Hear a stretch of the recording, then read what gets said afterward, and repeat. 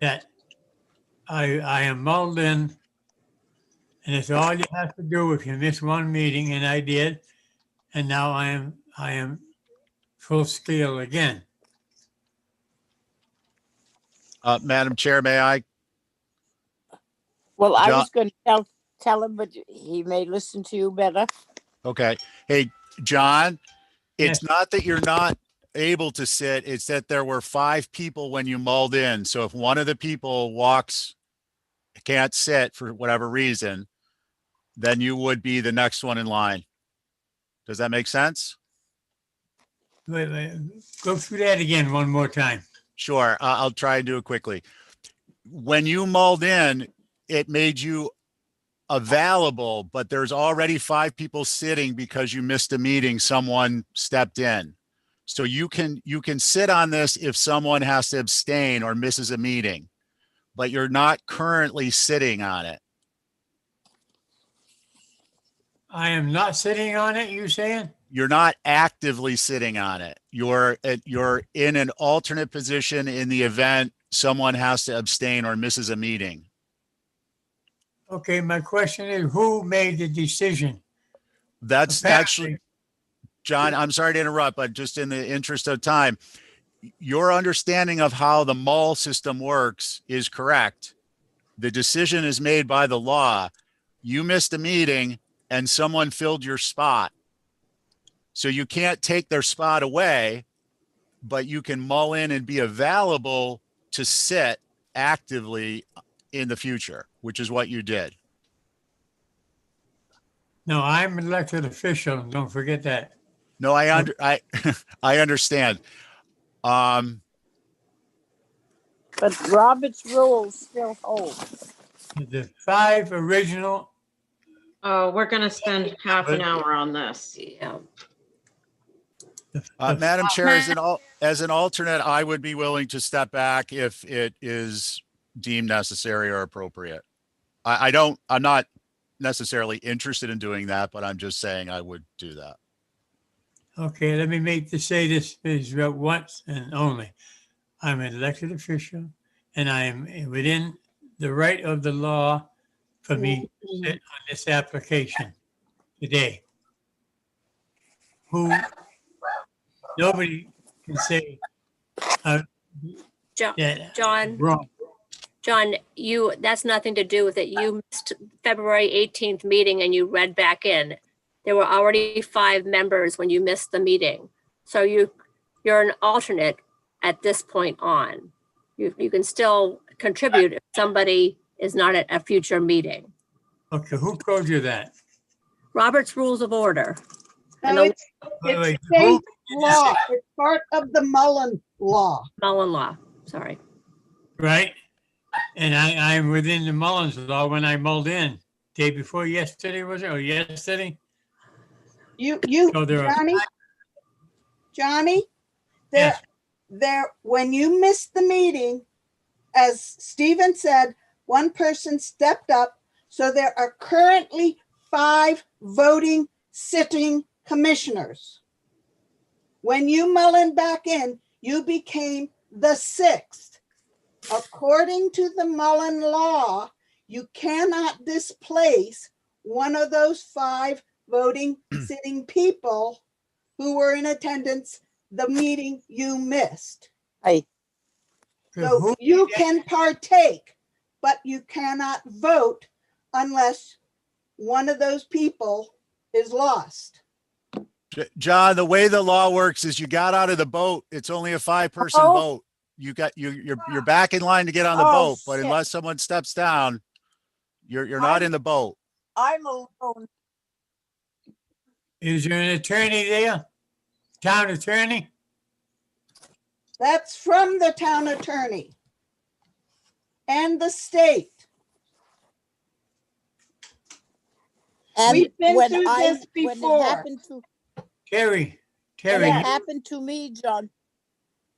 Terry, you Yes. are interpreting this from your opinion. I want a law opinion. We must have. That is the law's opinion.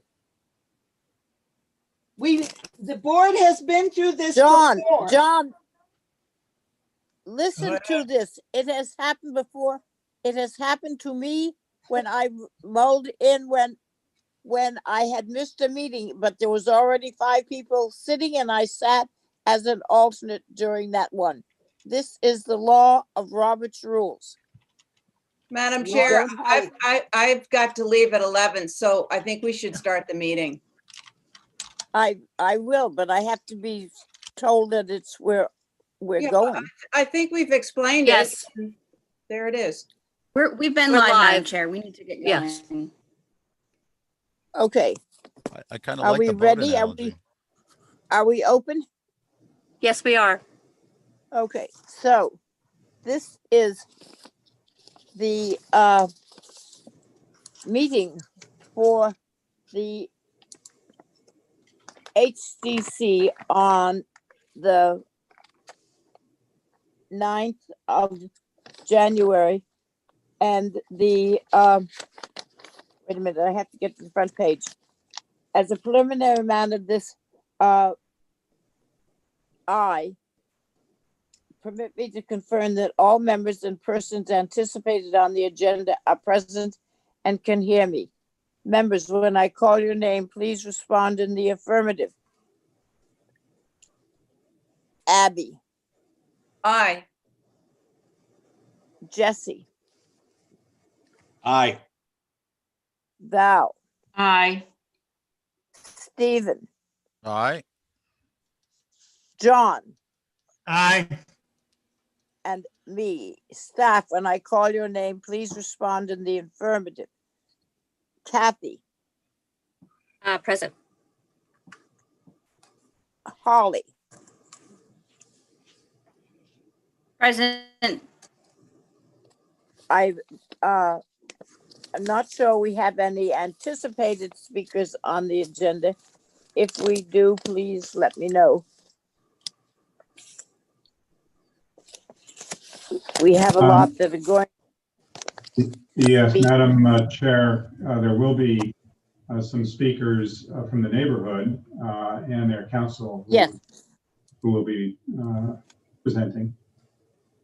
Yeah, no, this is for people who have put in a word that they're going to request it. So, good morning. This open meeting of the HDC is being conducted remotely, consistent of government's Baker's executive order due to the current state of emergency. In order to mitigate the transmission of COVID-19, we have been advised and directed by the Commonwealth to suspend public gatherings as such. Hello. The order which you find posted on the agenda materials for this meeting allows public bodies to meet entirely remotely so long as reasonable public access is afforded so the public can follow along with the deliberations. Ensuring public access does not ensure public participation unless such participation is required by law. This meeting will not feature public comment. For this meeting, the HDC is convening by video conference via Zoom app as posted on the town website. This this meeting is being recorded and that all attendees are participating by video conference. Accordingly, please be aware that other folk may be able to see you and to take care not to screen share your computer. Anything you broadcast may be captured by the recording.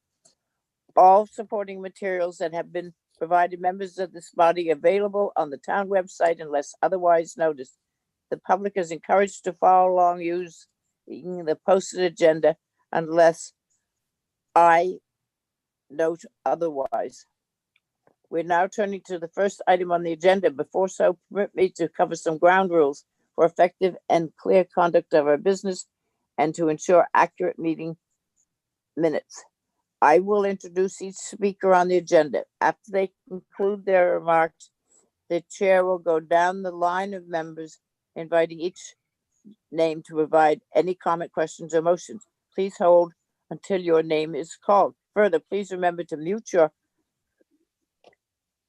phone or computer when you're not speaking. Please remember to speak clearly and in a way that helps generate accurate minutes. For any response, please wait until the chair yields the floor to you and state your name before speaking. Members, if members wish to engage in a conversation with other members, please do so. Go through the chair, taking care to identify yourself. All members have spoken. The chair will afford public comments as follows. The staff will activate the chat feature. Members of the public who have comments or questions can use this feature to communicate with the public body. Instructions are on the town website. The chair and or the staff will do their best to address questions and comments. And finally, each vote taken in this meeting will be conducted by roll call vote. All right, so that brings us to the agenda. And the this is the only thing on the agenda. So if I could have a motion to approve the agenda, we will start. So moved, Madam Chair. Thank you. Abby, Aye. Jesse, Aye. Val, Aye. Stephen, Aye. and I am. So that is the full board approval. So we next go on to our one and only application. So Jeff, are you Madam going to Chair, present? Madam Yes, Chair, if I may, there was somebody, I believe you have to say public comment. Oh. Open it up for public comment, please. we have Hillary Raymond would like to make a public comment. Oh, no, I'm sorry, Madam Chair. I'm here to participate in the comment on the item on the application. So That's- I'll deliver my comment when you hear from the public. Okay, all right. Thank you. So we are now set up to begin, I believe. We will hear Jeff Kushulik and his proposition. We will then hear the public comment and the neighbors and whoever else, lawyers, whoever else is here. We are not going to go into a decision today. We're going to listen to what there is. We're going to listen to people's remarks. We're going to jot it down because it's been a long time. And then we will hold another meeting, either at a regular meeting time or whatever, to go further. Today is not a decision of architecture. We don't have time to do that and give it the full amount. So let us start with Jeff Kushulik then. Madam Chairperson, point of order.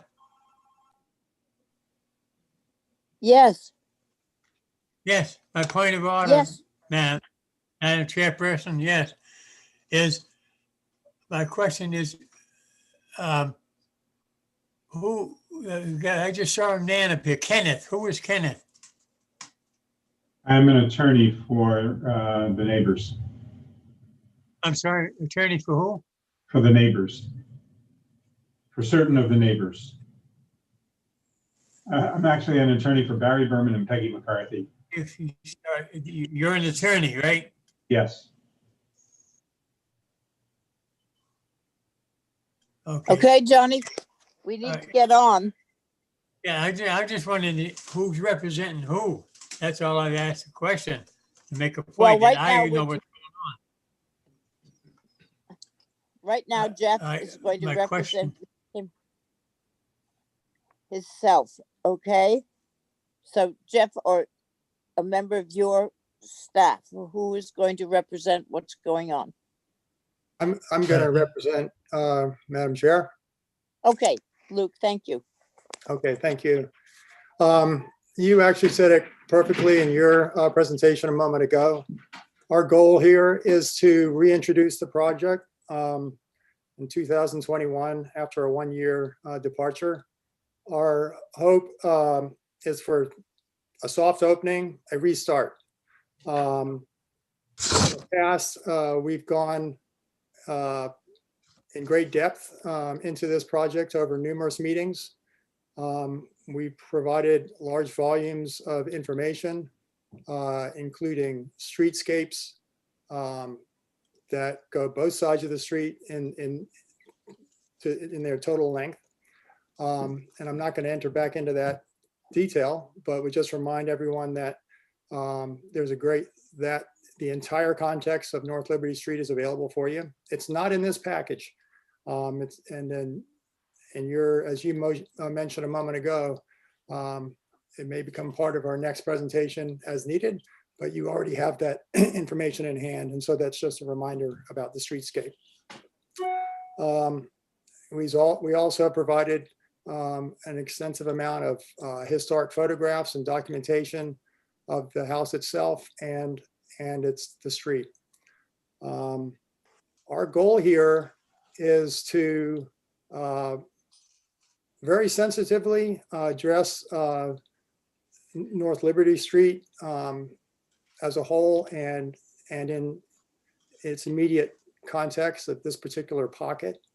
And I think when you go back into some of our original streetscape background information, you'll see how the contexts, both proposed and from the past, are relative to one another in terms of your ultimate judgment. Our goal is to, we have gained significantly from your input in the past. We believe that where we are today is better than what we had before, because our wholehearted intention, my client's intention, is to provide an end product, quality product that's sensitive to the street and responsive to the neighbors' wishes as well. And it's on this basis that we're proclaiming to move forward in this next go round, and looking forward to what you will additionally provide to us as a guidance for our studies and review. And we're going to be earnestly working with the historic people as they may present ideas, because frankly, we're all in this together to generate what's good and right for the street, but also serves the property owners' rights. And so there we have it. If we're looking at this now, I suppose I'll just introduce what you received this last February, and then everything got sidelined. We all know why. What I'll do is I'll just briefly go around these elevations and describe what we did, just again, as a soft restart, and based on knowing what Diane had said, understanding that we're here just to gather a bit of information, but again, just to restart. So if we look to the southwest elevation, where we currently are, and this is the third go round, these were the results of these changes were the results of what you were specifically called out in the past, in terms of us looking to history in a greater, more meaningful way. And what we discovered through examining photos was that there indeed appears to be clapboard on the front of this house, and that there in the past, and that there had been a more historic surround around the front door. So and again, this is the main impact right here. This is the face of the street from a two-dimensional standpoint. We've repurposed the little 3-light window on the right side, because that 3-light window, which is currently on,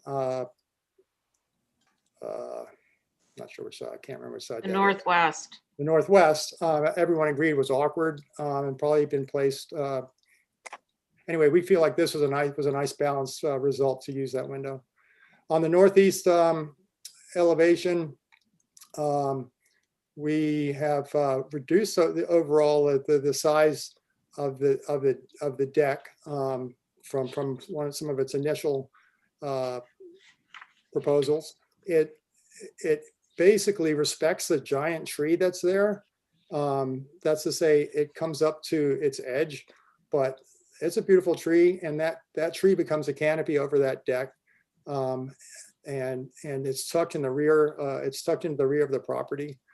So we feel like from the standpoint, and due to the nature of the site and its sloping topography, and occupying outdoor area, I think everyone thought that while the deck was okay back in the previous applications, maybe could be made smaller, which we did. There's some minor changes between the second application and this. One which you'll see more clearly on the next slide is that the dormers that you see up there right now were extended further out to accommodate a nicer window. But I think we can go on to the next one.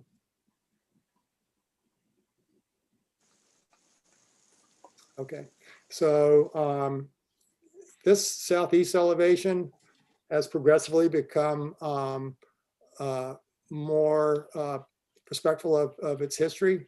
The additive shed mass on the left side of the deck has through the applications been made smaller and significantly more secondary, respectful of the old original mass. We've changed, if you look at the main mass and you look at the right-hand window, we went back to a smaller window there, which is currently there and appears to have been like that in the past through photographs. And on the right side, we have minor changes.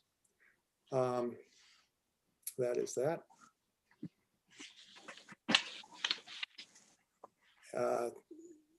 Again, the more significant changes here were the removal of the basement windows, which some people thought might be viewable and would indicate something of the past, which was that might not have, I think people didn't like to see basement windows, so we removed those. And again, in the dormer, like as of on the other side, we went with 3/3s instead of a transom window, which is more historic.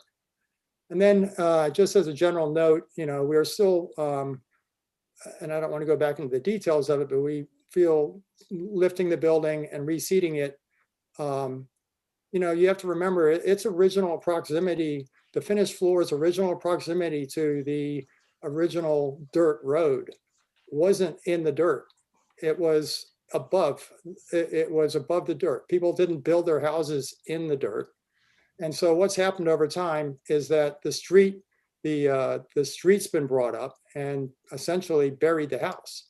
So we can't lower the street. So what we feel like we're doing here is elevating the house both to protect the long-term history and significance of this house for its general health to a higher level that is actually the same as it most likely originally was. And we are also still presenting the concept of moving this house over, which I know a lot of people don't like. Some do, some don't, but I think what we clearly showed in our streetscape, when you review that in its entirety of context, it's an indiscernible, it's only us that would ever know it moved. It would be for everybody else an indiscernible move. So again, that goes to issues of preservation and who knows what and where values lie and what's good for the house and whether keeping the house, the health of the house in a higher regard than what almost nobody knows. I don't know.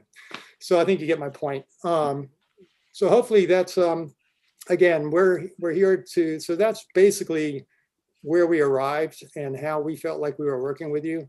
And now I think what we would like is in this slow restart, which we are respectfully asking for your further guidance and comments. We would have you know that we're interested in and looking forward to those. Thank you. Thank you, Luke. Madam Chair, Thank you. Yes, Madam Madam Chair, I do have HSAB comments along with staff comments, if you indulge me. yep, I would like you to do the SHAB comments now. Okay, so I will note for the record, HSAB met on January 4th of this year for these plans. There was not a quorum. We had members recuse. However, we did receive comments from a couple of the members. And really, the historical significance of this house needs to be intact, and the siting least invasive. Any changes. The move on the street, no issues from one of the members. The building should be maintained to what it was. I want to reiterate to the commission and all who is attending that this is a individually significant structure within our historic district. There is a, this structure is listed as the 1798. This is based on the NHL data information. Seth Ray Cooper Shop. And again, the HDC survey from 1989 indicates as individually significant due to its architecture and the industry. And I also want to remind the commission about the importance of the neighborhood setting based on the Secretary of Interior standards. And the Secretary of Interior standards identifies retaining, preserving building and landscape features, which are important to identifying the historic character of the setting. Removing or relocating historic buildings or landscape features, thus destroying their historic relationship within the setting, is not recommended under the Secretary of Interior standards. Those are both my and HSAB's comments. Thank you, Madam Chair. Thank you, Madam thank you. Chairperson? Madam Chairperson? Yes, yes, John. Yes, I'd like to request jack this up 3 points. It's very hard to see it. Holly, could you straighten that out? It's actually Kathy today. Thank you, Kathy. Okay, that's fine. Thank you. Thank you very much. Okay, so now, is there anybody else who works with Jeff and Luke that wishes to speak before we take the public? Not hearing anybody speak up, we will start with the public. We will start, I believe, with Hillary. As the statement from the historic district, Nantucket Historic District. She is the chairman. Hillary. Thank you, Madam Chair. Yes, so I'm Hillary Rayport. I'm actually here as a member of the neighborhood. I have a home nearby. I can speak a little bit about the way we think about things on the Historical Commission, but we haven't discussed this at our commission. So I'm speaking for background, and I'm really speaking as a member of the public and a neighbor. So I spend a lot of time volunteering, as you all do, commissioners, to think about what contributes to our National Historic Landmark, what's important in our landmark. I want you all to know that I've watched all of the tapes on this application, and I've watched all of you struggle trying to evaluate and honor what's important about this house, and recognize that as changes are requested, what you were trying to consider is what is worth protecting here, and what, if it changed, would have a lasting impact or be a loss to the community. And I think it's worth noting that for the act, The Historic District Act, the power that you have is to promote the general welfare of the inhabitants of the town of Nantucket through the preservation and protection of historic buildings, places, and districts of historic interest. So this is a community issue. It's not about the rights of an independent owner. Your rights to regulate building on Nantucket actually override zoning. And you are looking out for the public. So I know that you know that every application is considered on its own merits and every building is unique. The thing that is up here that I think is very important is, why is this building an individually significant contributing structure on Nantucket? And what are the criteria that make it individually significant? So you can see this picture behind me. This picture was taken in 1880. The house was already 90 years old. And you can see that the main mass of the building is there as it is today. You can see the rear L is there as it is today.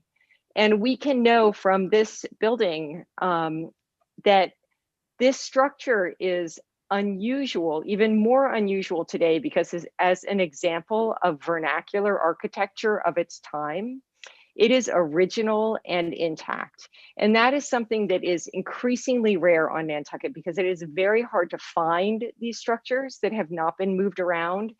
And please consider, when you think about this application, that the very fact that it is original is part of what is contributing and part of what we are trying to save.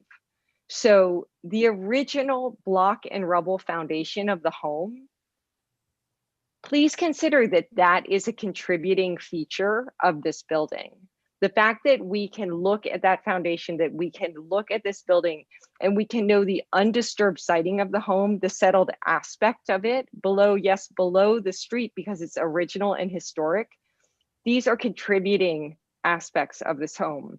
If you throw away the foundation, if you raise the building, if you raise the roof line, so this real antique home looks like every other Nantucket confection that is being built, you've not only impaired the historic integrity of the home, but it will never be relisted again, because these are the contributing features of the home. So I'm really asking you to understand, when you evaluate this, that while it seems like not important that it might be moved a little bit, or that it might be raised, the original setting of the original home is actually what we are trying to preserve.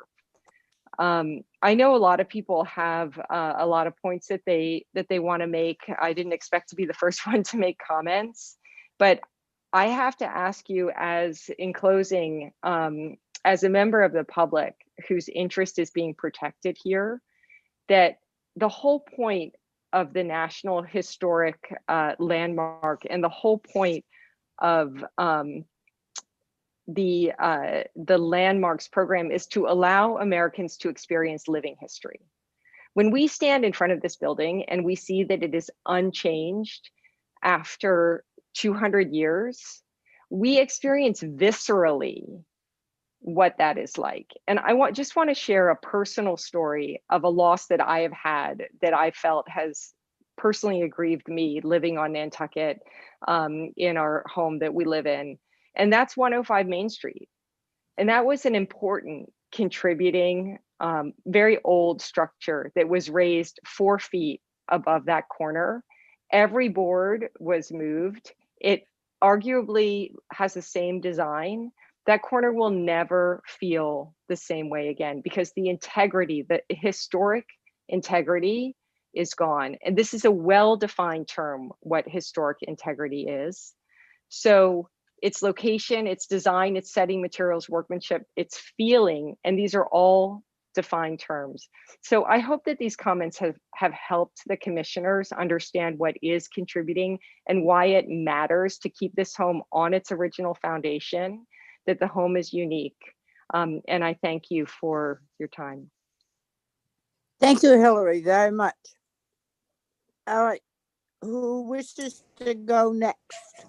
Madam Chair? Sarah? Madam Chair, Sarah Alger? Yes, yes. Well, I would, if Mary Bergman wants to speak, I would be happy to have her speak first. okay, yes, thank you, Sarah, and thank you, Madam Chair, and thank you, Commissioners, for having this special meeting. My comments will be brief. The Nantucket Preservation Trust opposes the move of the structure at 27 North Liberty Street. And a historic building such as this should be moved only as a last resort to demolition. That's usually when we're talking about moving a building or moving a building on site. Proposed move would compromise the integrity and the continuity of the property's historic setting and alter the North Liberty streetscape. You heard a lot about that from Hillary, but I do just want to point out that it's really the relationship between these two between this building and the house at 29 North Liberty Street, which were both owned and used by Seth Ray in the 18th and early 19th century. That should be, and that relationship itself is a defining characteristic of this particular site. Nantucket has a long tradition of house moving that I believe we hear a lot about, and it's been used. Our long tradition of house moving exists to ensure that a structure is not abandoned or demolished, but instead reused in a thoughtful way. And this history shouldn't be used to justify moving a structure on the same lot, which I feel we have heard throughout the last number of years. Our historic setting and our sense of place is why people live here, visit here, and buy property here. It's one of the reasons why this real estate market did as well as it did this year. This board, the Historic District Commission, was elected by the people of Nantucket to protect our historic structures and our National Historic Landmark. And I urge you to do so when considering this application. Thank you. Thank you very much, Mary. Sarah, did you want to speak? Yes, I did. Thank you, Madam Chair. And as I think you know, I represent Tom and Margot Montgomery, Phil and Joan Hoyt, and Barry and Peggy McCarthy, who are all neighbors to this project. And they are also in attendance, as is the counsel for Barry and Peggy, Ken Berman, and I know they all want an opportunity to speak. So I will try to be brief. When we last met almost a year ago, this project was held for revisions. So I'm concerned and kind of confused that what we're looking at here today is just, again, exactly what we were looking at in February of 2020. And I'm wondering why the applicant hasn't been responsive to the comments and the requests that the commission made back in February. I know we got derailed by COVID, but that doesn't mean that all work stopped.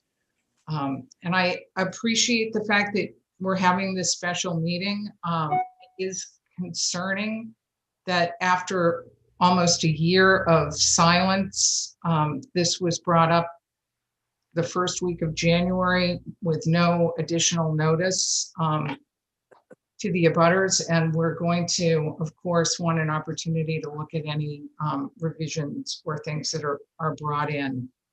For the moment, I guess I would just want to summarize kind of where we were. I want to confirm that you have incorporated into this record the record of the prior,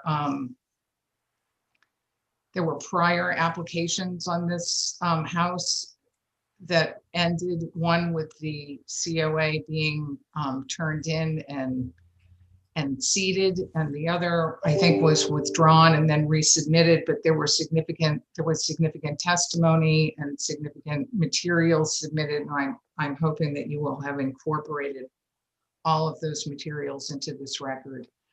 I also just want to mention, for what it's worth, that my understanding of the Mullen Rule and the way that you're applying it to Mr. McLaughlin is not consistent with how other boards in the town apply the Mullen Rule, particularly when a member who is an elected member Mullins back in. And I think it would be a good idea for you to confirm with town council how you're handling that. Mostly though, I want to say. Thank you. We will do that. I want to say why I think it's completely inappropriate, why it would be completely inappropriate for the HTC to issue a certificate of appropriateness on this particular application. This is as you know, a 1798 structure. It's one of the oldest structures on Nantucket. It's been in this location for 223 years. It's a National Historic Landmark. It's individually significant. It is, in fact, the highest protected level that a structure can reach on Nantucket. If a structure like this can be moved, what structure can't be moved? Does this mean that the 3 bricks can be moved? Does this mean that the oldest house could be moved? It's confounding to me that we're even here talking about something, a building as significant as this, being moved for really no apparent reason. We've talked about moving it up out of the dirt, and I think there's no objection to that, to a reasonable amount. The commission asked the applicant to investigate doing a mud sill. I don't know if that work has been done or not. But I haven't heard the applicant address any of the 4 reasons why a structure could possibly be moved. There are only 4 justifications. I've been through them before. I'm sure other people will go through them again, but I haven't heard the applicant address those at all. I have heard the justification given that, well, we move buildings all the time. Well, that may be the case, but we don't move buildings from 1798 all the time.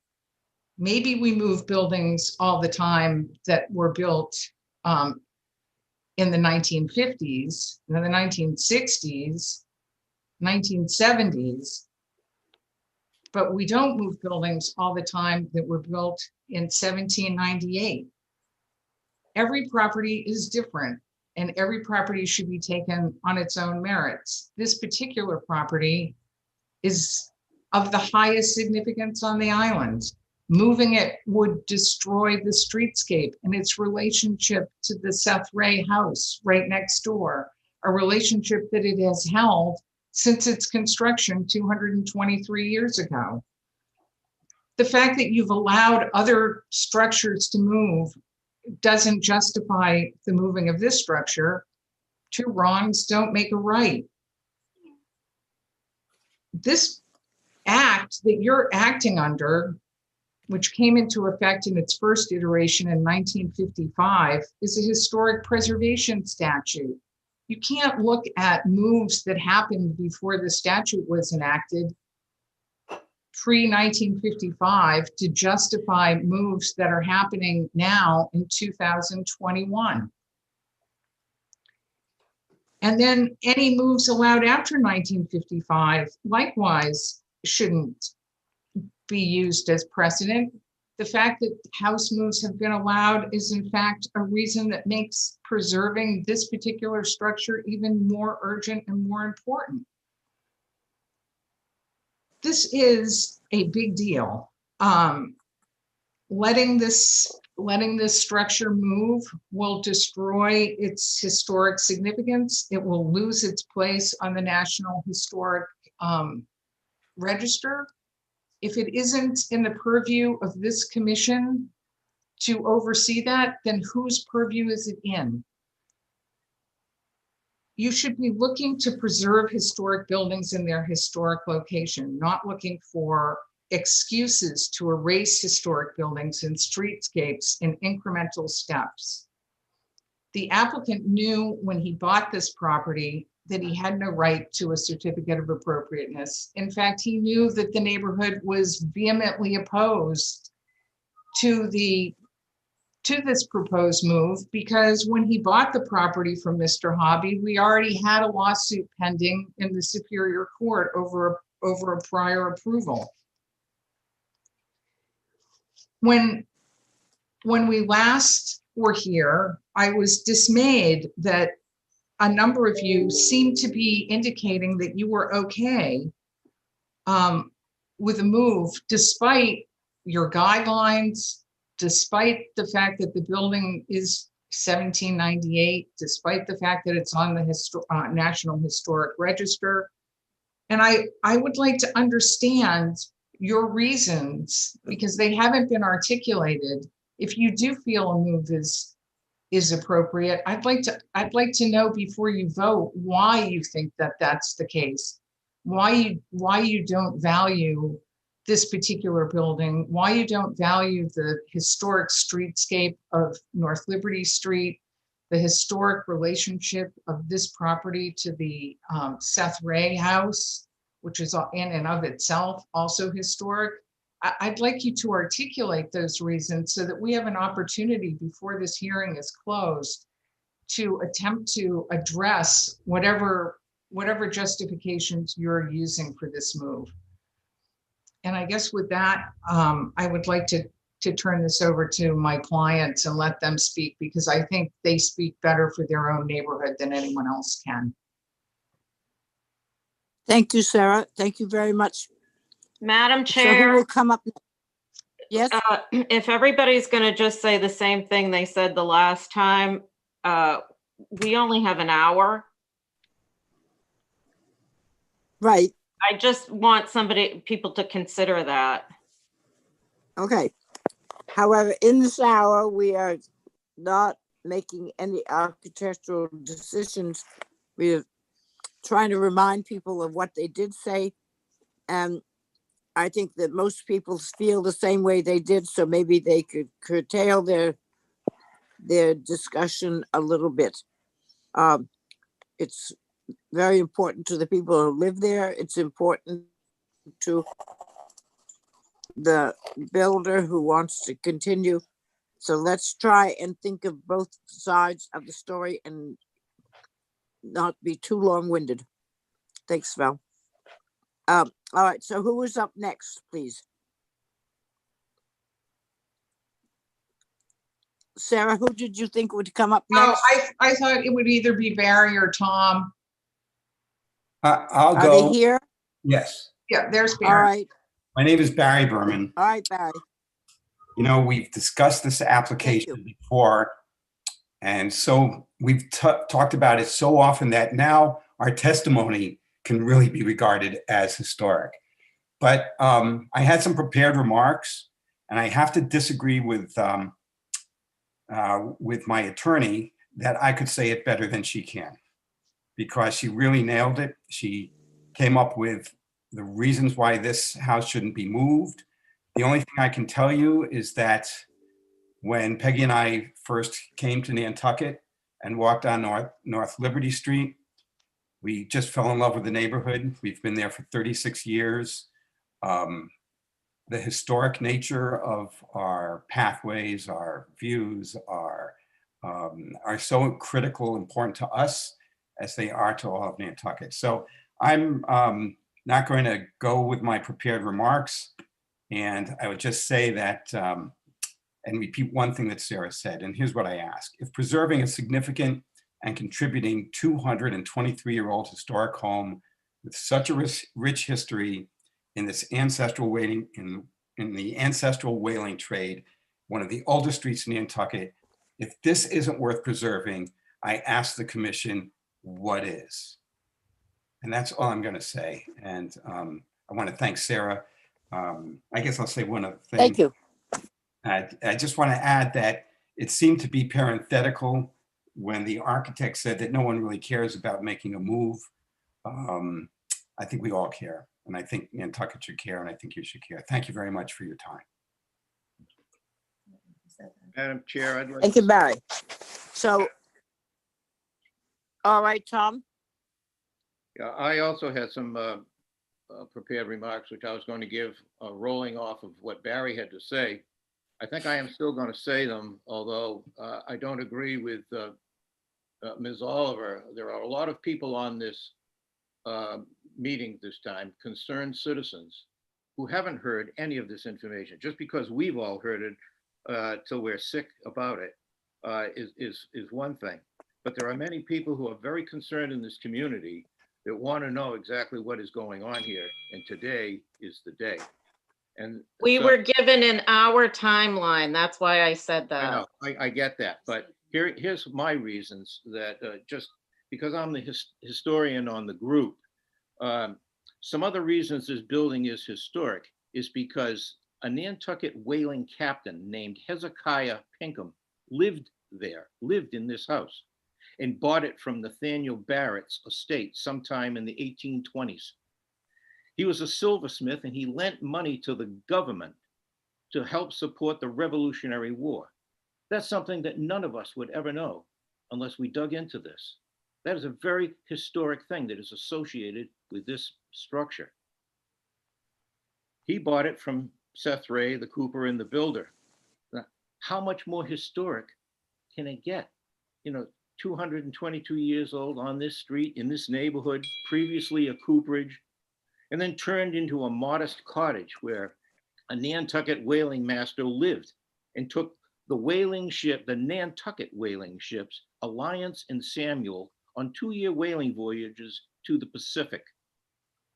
The citizens of this community gave you folks the power by electing you to this commission to prevent exactly what is before you today. Thank you, Madam Chair. Thank you, Tom. Now, do I have Ken, the other Yeah. attorney? Yes, thank you, Madam Chair. I think I'd first like to address the architect's comment that no one will know that it's moved, if it's moved. The fact of the matter is that that comment kind of sounded like when Donald Trump said, nobody's ever heard of Juneteenth. Well, a lot of people had heard of Juneteenth, maybe President Trump hadn't. And a lot of people will know that this has moved, but maybe people who hadn't become familiar with the property beforehand won't know that it's moved, but it will always be on the historical record that it's moved. So you can't deny the facts simply by saying no one will know that it's moved. What we didn't hear from the architect or from Mr. Kosciuszek was a justification for moving it. Now, this is not the proposal of a resident. This is the proposal of a developer. When he bought the property, he knew, he's an experienced developer, he knew that he had no right to a certificate of appropriateness. The Supreme Judicial Court has said that nobody is entitled to a Point certificate. of order, Madam Chair. Point of order, it's Abby Camp. I don't think we should be comparing our architect to Donald Trump. And I think we should keep this a little more sensitive. Thank you. I was just. Thank you, Abby. Thank you. But he knew that he had no right to a certificate of appropriateness. But what we do know is that this proposed move is part of a development plan. And we know this because we've already had some litigation with the developer over the barn next door. And in the judge's findings in that case, Judge Fahey said that Mr. Kosciuszek testified he has a plan, but did not know exactly what it was, or at least declined to specify. His initial plan had been to raise the antique shop, move the Seth Ray home a short distance, remove the barn, and do something with the Cooper shop so that they can put in at least one other residential building, if not more. And what we understand from this is that the reason for the move is so that the developer can reconfigure property lines and put another house in and permanently alter the streetscape of North Liberty Street. The judge in her findings went on to say that the HTC and the Board of Selectmen should be allowed to consider his plan as a whole, as well as the public's interest instead of the defendant's piecemeal approach. It is correct for an HDC or a town or city planning unit or that kind of agency which has to consider the public's interest to do so, which interest the agency cannot really consider if it is required to consider piecemeal development proposals.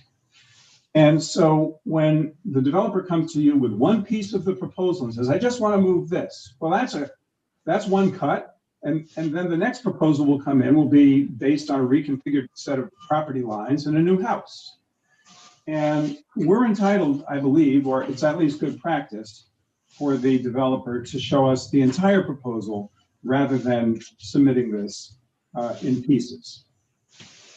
The judge in her findings said that the Sethray properties are very unusual for Nantucket, and that architectural historian tour guides discuss the structures on the Sethray properties and the relationship between the house, the barn, and the cooper shop to explain how Sethray and other early Nantucket settlers lived in close proximity to their work, often with adjacent multiple buildings on their property. So in other words, proximity here to the Sethray house is a very important historical component of this structure.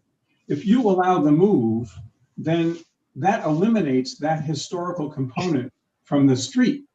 But it is so important that this is a stop on the annual Nantucket architectural walking tour. The judge also said, I accept that the Sethray house, with at least one other structure, the barn on that property, and adjacent to the historic Sethray cooper shop, are as a group equally important with the three brick structure. So we have many, many reasons for not moving the house. Many historical reasons, the reasons why the HDC Act has been created, reasons consistent with the statutory purpose of the HDC Act.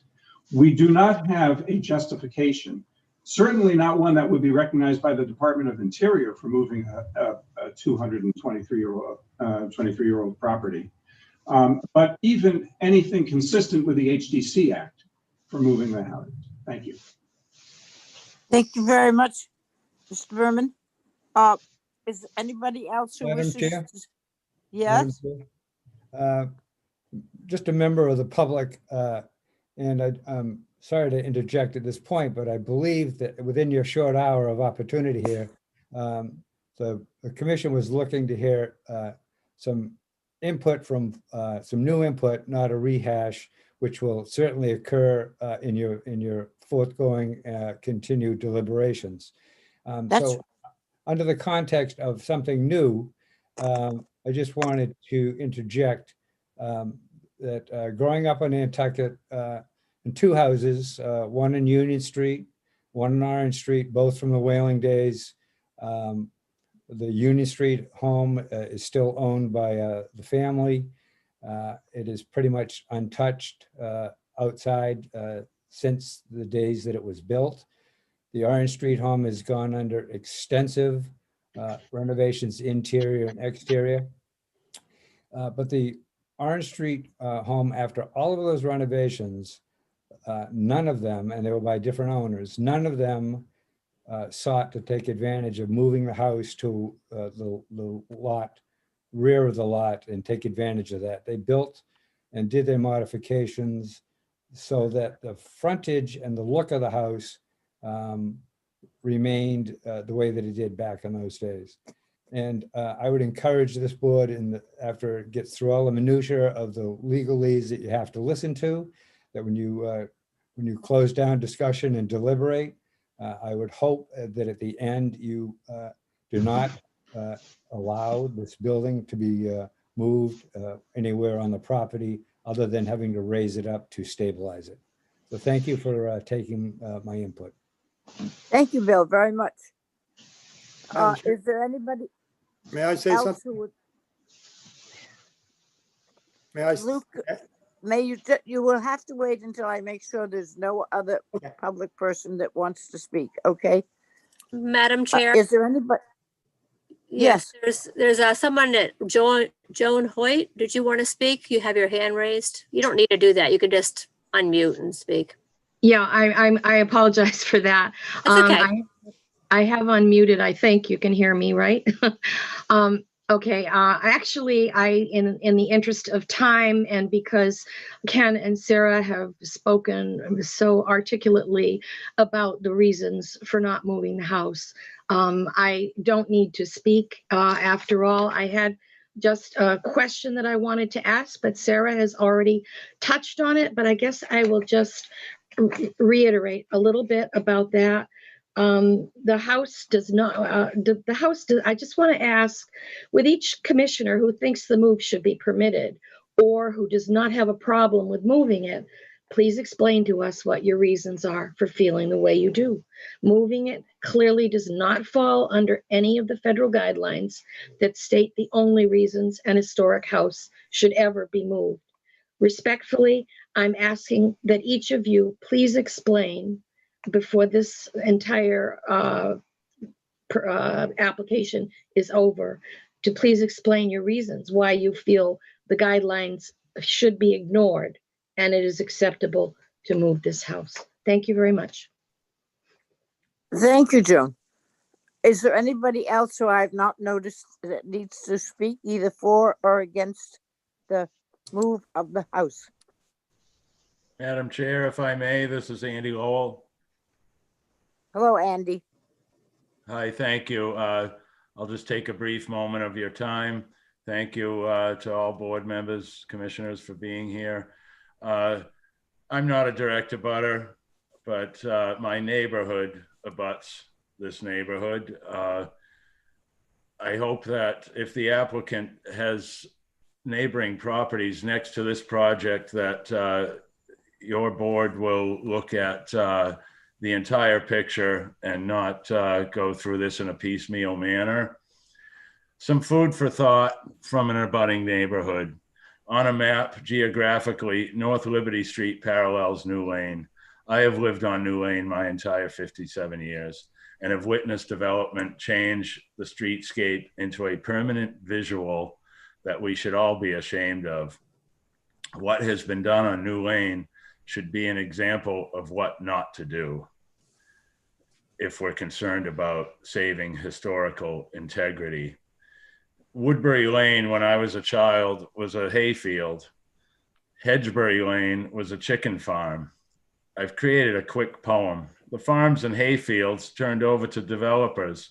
The barns and the farmhouses converted to mansions.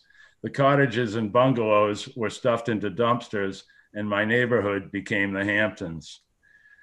Grade changes and stormwater runoff are causing serious problems to the environment and neighboring properties and quality of life. The practice of cookie cutting lots and shoehorning houses into backyards using every square inch of ground coverage allowed is taking its toll on our community, infrastructure, quality of life, privacy. Please use your best judgment on this application. Thank you for your time. Thanks, Andy. Thank you very much.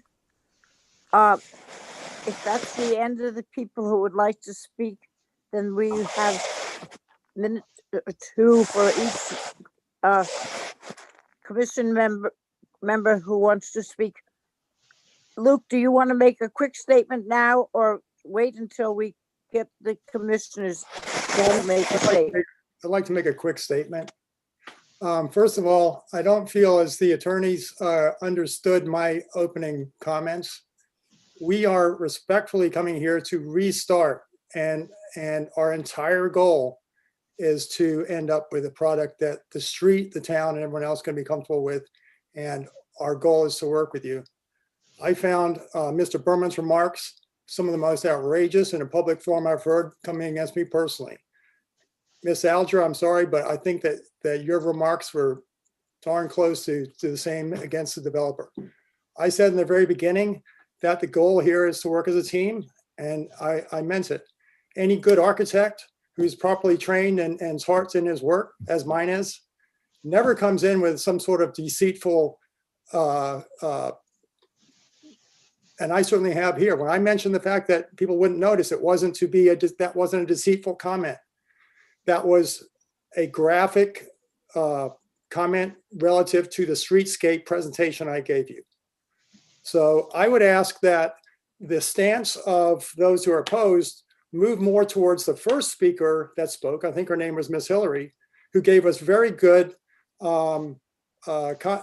historic, grounded, common sense remarks, and they weren't emotional.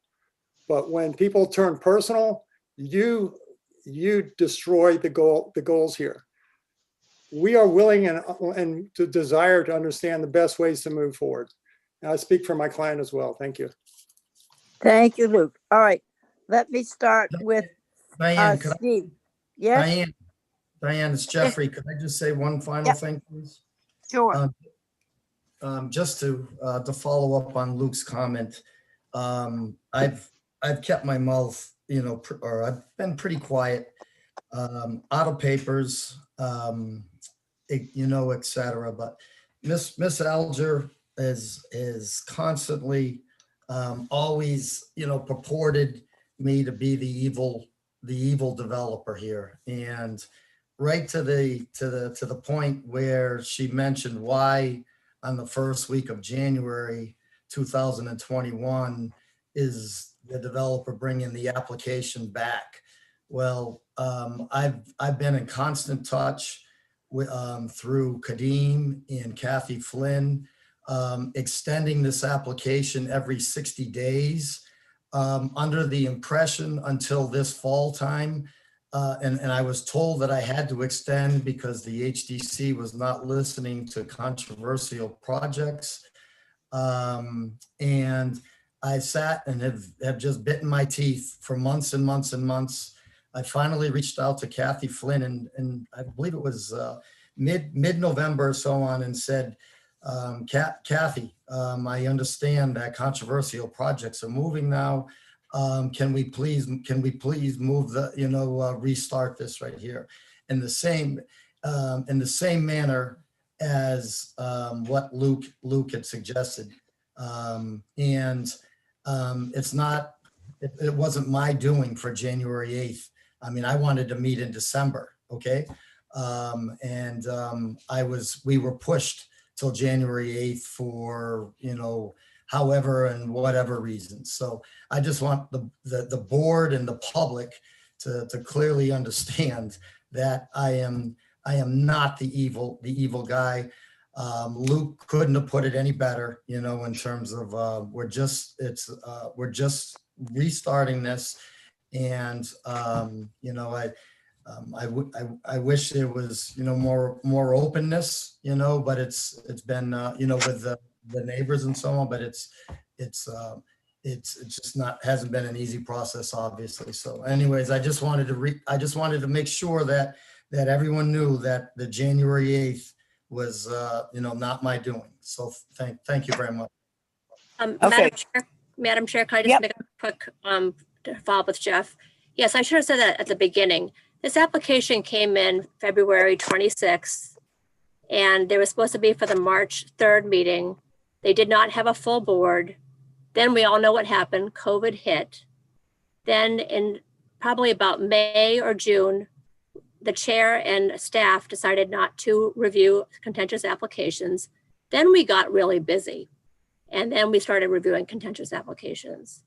And of course, between the availability of meetings on Zoom and the fact that they cannot air 2 regulatory boards at a time, and the time crunch involved with reviewing other applications, here we sit. So he did reach out. It's no one's fault.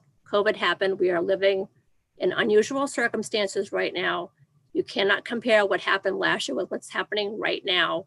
And he reached out to me and I put him on the agenda, but that's what we were dealing with. So just wanted to make that clear. Okay, thank you. Madam Chairman, can I just add one little point that I think has been missed? And because when we're talking about the moving, and we're only talking about the moving some inches or some feet, that what really happens is that once a house is moved, even if it's 2 inches, once a historic house is moved, even if it's 2 inches, that can end its historic designation. And from that point on, it can be demolished. So it's not just a move that most people won't see. Any move jeopardizes the existence of its historical designation, and then you can do whatever you want with the house. That's all I wanted to add. Thank you. Thank you, Barry, for bringing that up. Okay, I would like to start now with the commissioners. I would like the commissioners to make a statement of it's sort of in their thing to let the building move, not let it move. I don't want to hear about the window doesn't belong there. That will come for a different day, not today. Today, let's have each person, each commissioner say what they feel about the moving of the building, which that is our concern. And architecturally, we will meet on a regular meeting. Thank you. So, Steve, would you begin?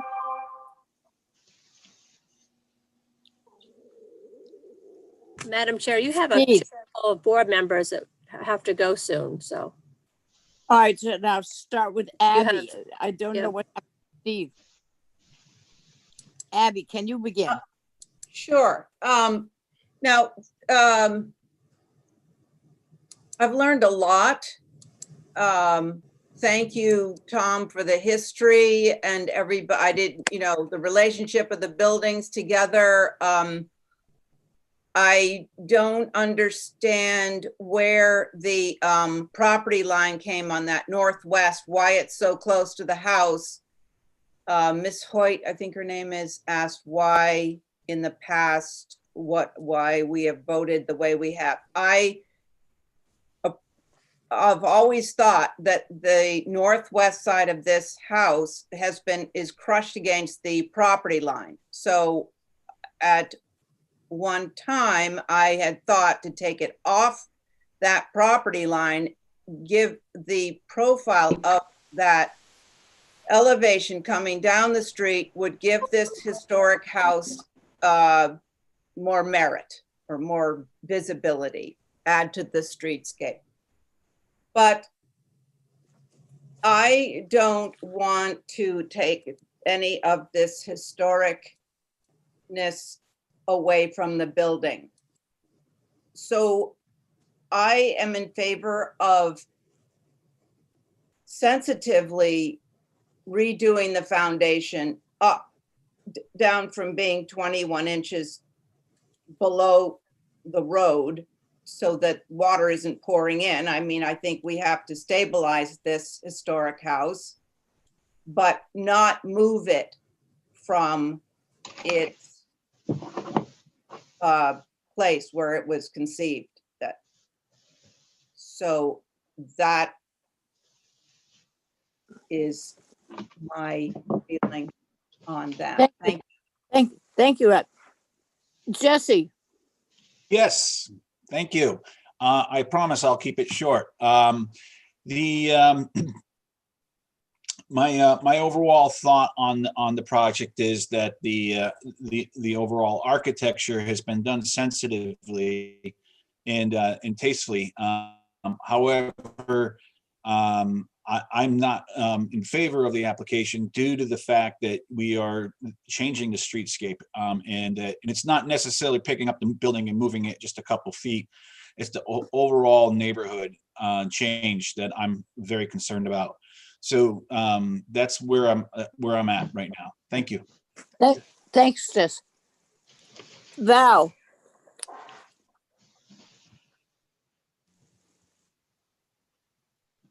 Valerie. You're on mute. Am I still on mute? No, you're not anymore. Yep. Okay. I can hear you. Okay. I wasn't prepared to speak today because I thought we were just listening to the application being reintroduced, and I thought that's what you said at the beginning. I think it's so contentious and emotional for everyone involved that I would like my comments to be well thought out, mindful, and intentional. So I'm going to reserve my comments for our next meeting. That's fine. What I'm letting you speak is not because it's a design or whatever. It's to give the applicant some idea of what the feeling is around. If you don't want to speak, you don't have to. That is fine. So, Steve, are you back? Yeah, Madam Chair. I don't know what happened with my mic, but in any event, it is 11:14, and I would prefer to speak in a comprehensive manner on the project as opposed to with a minute to spare. Our meeting was scheduled from 10 to 11, And I've actually put off some things that I had to be involved in. So, and when I do speak, I do intend to speak on all the architectural elements and not just a limited matter. I think there are, with respect to, fine. Madam Chair, excuse me, I have the floor. Thank you. I thought you were complaining about the time.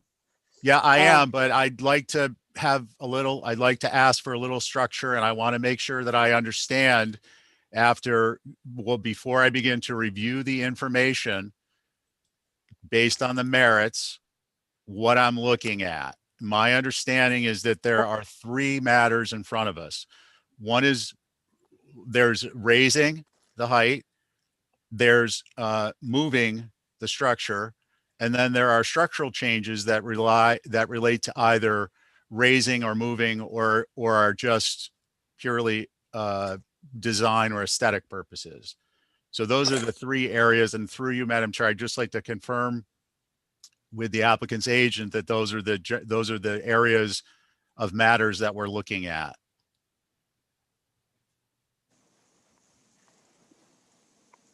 Who do you want to ask, Luke? Yeah, Luke, is that it's those 3 general areas? You're muted, Luke.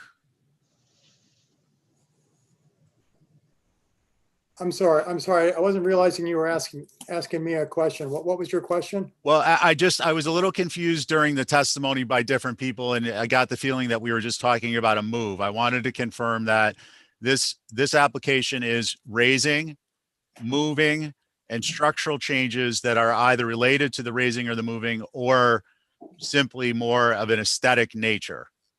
No, those are all correct statements, and so I'll keep my answer short. Okay, thank you. Thank you, Madam Chair. All right, thank you. Luke, that's all right. That's you. He asked you a question, you answered it. That's it. I need to get John. I'm here. Hey, have you got something as you feel about listening to this stuff this morning quickly? My mind is not made up yet. There's more information coming. I will speak at another time. I'll stay my vote for today. Okay, there is no vote today. This is just a getting to re-know the project. My thought is I am not in favor of either raising the building. There are ways of getting around and going down to keeping the same foundation, I believe. And other than that, I would like to at another time with more time to review the additions to the building. So that is it. I believe we've covered everybody who had something to say. I want to thank everybody for coming and being patient. It is an important application, and we need to look at all sides of it with the proper amount of time. So we can call this meeting to an end, and we can go into to adjourn the meeting for now, and then they will apply for the next meeting to go on. So, Abby. A motion to adjourn, is that what you're looking for? Yes. Yes, motion to adjourn. Okay, thank you. On that motion, Jesse. Aye. Val. Aye. Stephen. Aye. Johnny. Madam Chairperson, I have a question first, please. Do they have a time when they're going to have the next meeting? I don't know. It's up to them to put in their application. I don't know which meeting they will be ready to go for. Thank you. All righty. And I am an aye, so that's the full board is all in favor of adjourning. Thank you very much for your time, patience, comments, and we'll see you Thursday at 5 o'clock, which is our next meeting. I believe. Thank you. Thank you. Maybe we Jess. should make a time frame that's longer next time. Yeah. This was the only thing that was available. This really was an hour and a half. So we under our time. But everybody was pretty tight. And so if we have any other questions, we can bring them up at the next meeting. Kathy can only make a meeting for how long Zoom is giving us to do it in. Yep. So thank you all very much. And we'll see you next Thursday at 5 o'clock. Thank you, Madam Chair. Thank you. Thank you, Tom. Thank you very much. Thank you. Bye-bye. Bye. Thanks, Jess. Good to see you.